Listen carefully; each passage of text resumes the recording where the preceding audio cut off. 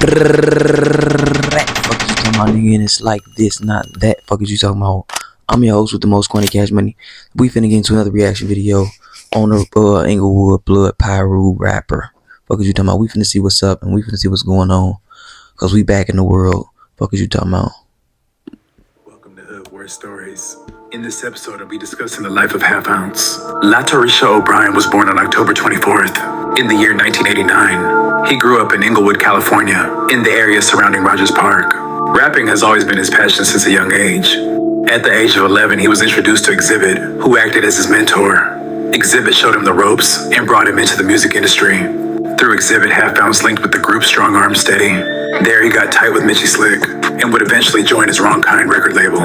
In the early 2000s, Half Ounce would join the neighborhood Pyrus, a Black American gang located in Inglewood, California. He went by the hood name Half Pint and was allegedly super active during his time gangbanging. He was in and out of juvie and wound up in youth authority for a loaded stolen firearm. He continued to have run-ins with the law and would end up down for a murder charge, which he ultimately beat. In the 2000s, Inglewood was still one of the more dangerous pockets of Los Angeles County and carried the leftover heat from the gang wars of the 90s. Half Ounce was frontline and gained battle scars during his time in the field. On one occasion, a rival gang member stabbed him 12 times near the intersection of Victor Avenue and Venice Way. The enemy left. God damn, bro. Whatever happened to protect the motherfucking youth, my nigga? Whatever happened to niggas in the gangs and streets and shit, stopping niggas that had potential to go somewhere from doing shit like this? What happened to that? Like, what happened to that part of the world? This is why I keep saying it's the niggas. It's the grown ass men running around playing them games, because it's the niggas that's not stepping up and putting that foot down. It's the niggas that's not stepping up and making sure what's right is right and what's wrong is wrong. Fuck is you talking about? Some niggas is built for this life and some niggas is supposed to go beyond it. Fuck is you talking about? Niggas ain't thinking. And it used to be a time frame where niggas did stop certain niggas from doing certain shit. Some niggas would not allow you to let your life go downhill. Fuck is you talking about? For dead on the corner trembling, Half Ounce managed to survive. At the hospital, the police came and tried to ask him some questions regarding the attack. Not willing to cooperate, Half Ounce discharged himself the same day. In a different incident, Half Ounce was riding his bike dressed in all red attire when a rival gang member spotted him and ran him over with his car. The rival then put his car in reverse and ran him over again, nearly killing him. He was in a coma for 18 days. When he woke up, he had to stay in a rehab center for 18 months. He lost a lot of memory. God damn, kids, listen, man. Do you really want to be like that, bro? Is that something you really want to go through? This nigga done got stabbed 50 times. He done got ran the fuck over from front to back. Fuck is you talking about? And wasn't nobody around when this shit happened to his little ass. He was on a fucking bike. He wasn't driving no car. This ain't no grown man. They trying to kill this nigga like he a grown man, but he's not a grown man. This is a young nigga. Fuck you talking about? You don't want to lose your fucking memory. You don't want to lose your fucking limbs. You don't want to have to be walking around with a limp for the rest of your life. You don't want to be losing your leg. You don't want to lose your spine. You don't want to lose none of that. You don't want to lose function in your body. You don't want to lose your teeth, nigga, over no goofy ass shit. Bro, over some colors, bro. This little nigga almost like really viciously was murdered over some colors, bro. Really stop to think about that. Niggas gonna be like, oh man, it's what come with it. Nah, bro. This shit is really about rags, bro. It ain't about no money. It ain't about nothing important. Nobody's family's in danger. None of that. Even though people's families get active or whatever, you want to say they in the streets or whatever. That's one aspect to it, nigga. And he Latin. He not even from the community that this shit really is descending from, which is us. So this is why I be telling people, black people have all this influence and look what we do with it. Put the shit to waste. It was like he was a newborn baby. The only person he could remember was his mother. And his mother was going through a double during this period. Her mother died the same day Half Ounce got ran over by a car. In the rehabilitation center, they worked on regaining his memory and ability to walk again. But after 18 months, he was still wheelchair bound. He grew impatient and ended up cutting off his cast. From then on, he would walk with a permanent limp. Half Ounce began rapping seriously in the 2010s, carving out a spot for himself in the Inglewood rap scene. He dropped projects such as Preliminary Hearing, with standout tracks like Roll Call. He later began promoting a trilogy series titled The Trial, The Verdict, and The Sentence, aiming to narrate his life through the metaphor of a courtroom.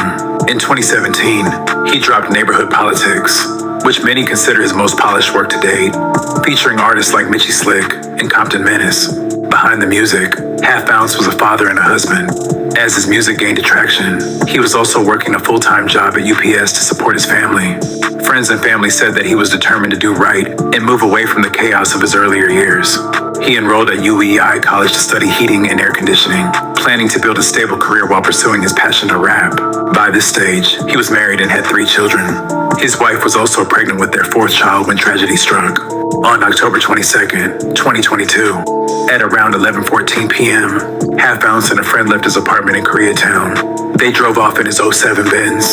Half Ounce's vehicle had been parked on the street facing northbound on New Hampshire Avenue north of his apartment complex. At approximately 11:22 p.m., a dark SUV parks on the street directly behind the space where Half Ounce's Benz had been parked. At approximately 11:35 p.m., Half Ounce and his friend returned to the area and parked the Benz in the same spot they had left from, unaware of the black SUV behind them. When Half Ounce and his friend exit the Benz and begin walking casually southbound towards his apartment, the suspect's vehicle conducts a U-turn and begins to follow the pair. The suspect's vehicle then drives past Half Ounce and his friend, parks just south of 725 New Hampshire Avenue. The driver shuts the lights off. Oh, so this nigga parked a while away from his shit before he even walked out. That was smart. That shouts out to this nigga for even trying to change his life. That's one thing I can say. He got married and a bunch of other shit. At least at some point he grew the fuck up and realized this ain't for me. I'm trying to do other shit. And the thing about it is, if it's not for you, it ain't about you being pussy or a punk or none of that, or a bitch or none of that. The thing is, you got different interests from other people, nigga. Everybody don't want to just run around shooting niggas all day and getting shot at. Everybody don't want to be out on the block selling drugs in the cold, nigga, or in the whatever, nigga, getting chased by the police, nigga. Everybody not trying to be out here making minimum fucking dollars off of nothing. Fuck you talking about to look cool. I'm glad that the nigga at least tried to change his motherfucking life, though. Seemingly to avoid detection, the passenger of the suspect's vehicle exits the car and appears to hide behind a vehicle parked on the street. When Half Ounce and his friend reach 725 New Hampshire Avenue, the muzzle flash from a gun can be observed on the surveillance footage from the street near the area where the passenger suspect had been hiding. After being struck by gunfire, Half Ounce turns and runs towards the planter at the front of the building. Half Ounce's friend flees the area northbound on foot. A few moments later, a suspect wearing a ski mask and armed with a handgun emerges from the street and follows Half Ounce to the planter where he had been hiding. The suspect lifts up his mask to show Half Ounce's face, stands over him, and fires multiple rounds around close range before fleeing back to the vehicle. Half Ounce would succumb from his injuries. He was 32 years old. Just moments before he was ambushed, Half Ounce had been on a FaceTime call with his pregnant wife. She became alarmed when she heard what she believed to be gunshots over the phone. She immediately dialed 911 and rushed to his apartment. The two did not live together at that time.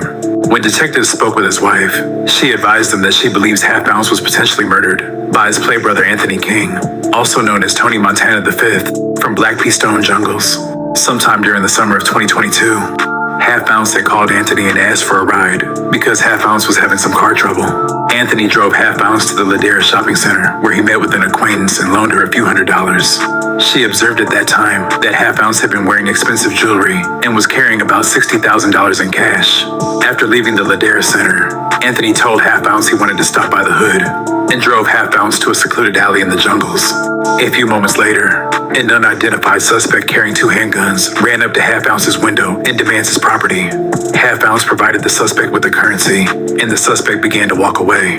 Half Ounce's suspicion that Anthony was involved in the robbery heightened when Anthony urged Half Ounce to give the suspect his jewelry after the suspect began to walk away, stating the jewelry was not worth his life.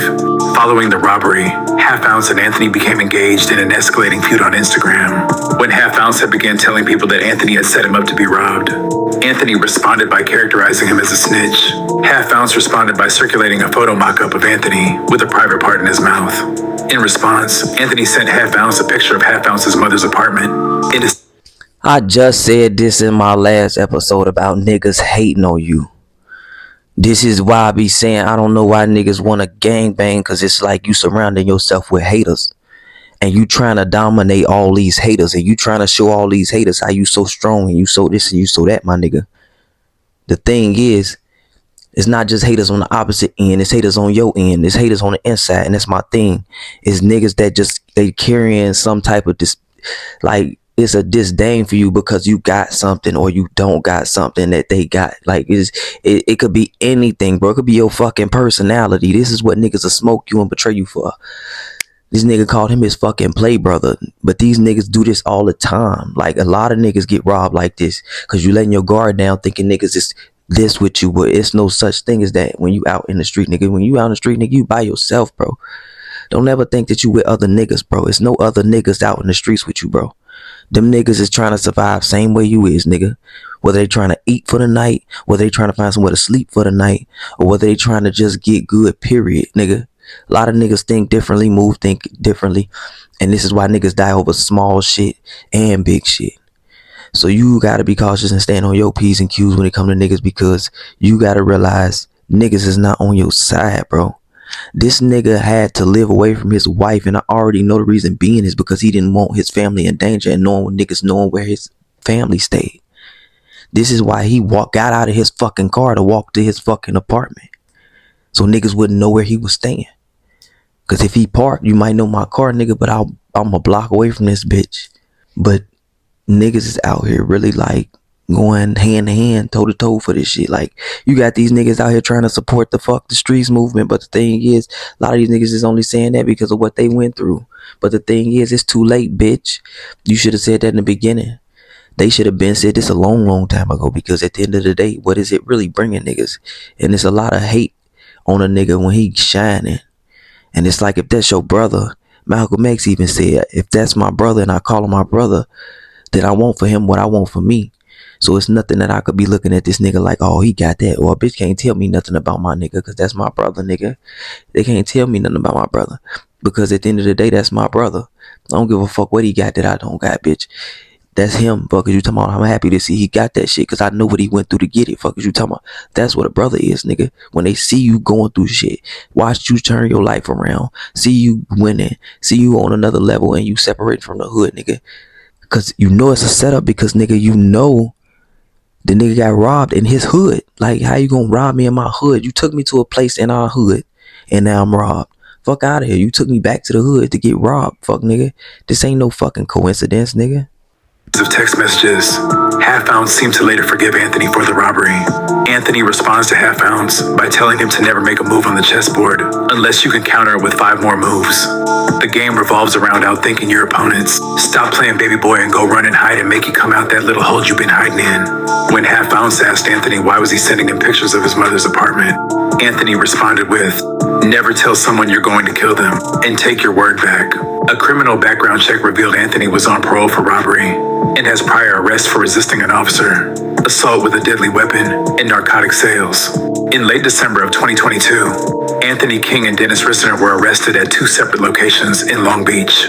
Both were charged with Half Ounce's murder and the attempted murder of his friend, while Anthony faces an additional weapons charge. Half Ounce had seemed to turn his life around and was distancing himself from the negativity when he was tragically gunned down. His legacy in Inglewood is stamped, and his memory is still being honored. I'd like to thank you guys for watching. Please like.